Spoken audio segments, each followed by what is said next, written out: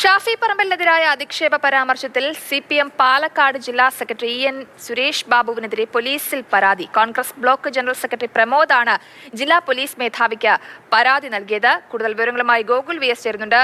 ഗോകുൽ, ഈ പരാതിയിൽ എന്തൊക്കെ കാര്യങ്ങളാണ് പറയുന്നത്? എന്താണ് ഏറ്റവും പുതിയ വിവരം? പരാതിയിൽ പറയുന്നത് ഷാഫി പറമ്പിലിനെ അധിക്ഷേപിക്കാൻ കളവാണെന്ന് അറിഞ്ഞിട്ടും മനഃപൂർവ്വം എൻ സുരേഷ് ബാബു ഒരു പ്രസ്താവന നടത്തി. അത് സ്ത്രീ സമൂഹത്തെ അപമാനിക്കുന്നതാണ്. അതിനെതിരെ ക്രിമിനൽ നടപടി വേണം എന്നാവശ്യപ്പെട്ടുകൊണ്ടാണ് ഈ പരാതി പാലക്കാട് SP-ക്ക് നൽകിയിട്ടുള്ളത്. ഏതായാലും അതിൽ ഏതെങ്കിലും തരത്തിലുള്ള നടപടി എടുക്കുമോ, പോലീസ് കേസെടുക്കുമോ എന്നുള്ളതൊക്കെ നമുക്ക് ഇനി വഴിയെ കണ്ടറിയാം.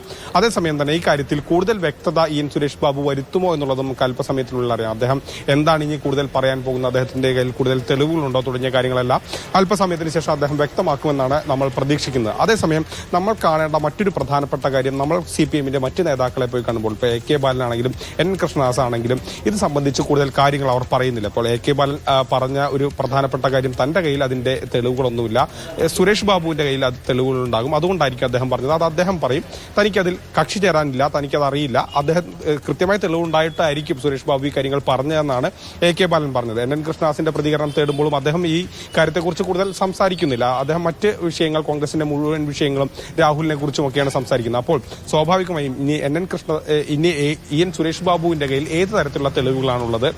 ഇത്തരത്തിൽ ഷാഫി ഇത്തരത്തിൽ സ്ത്രീകളോട് മോശമായി പെരുമാറിയതിന്റെ തെളിവുകളുണ്ടോ തുടങ്ങിയ കാര്യങ്ങളൊക്കെ തന്നെ അദ്ദേഹം വിശദീകരിക്കേണ്ടി വരും. അല്പസമയത്തിനുള്ളിൽ അദ്ദേഹം ഈ കാര്യത്തിൽ ഒരു വ്യക്തത വരുത്തുമെന്നാണ് നമ്മൾ പ്രതീക്ഷിക്കുന്നത്.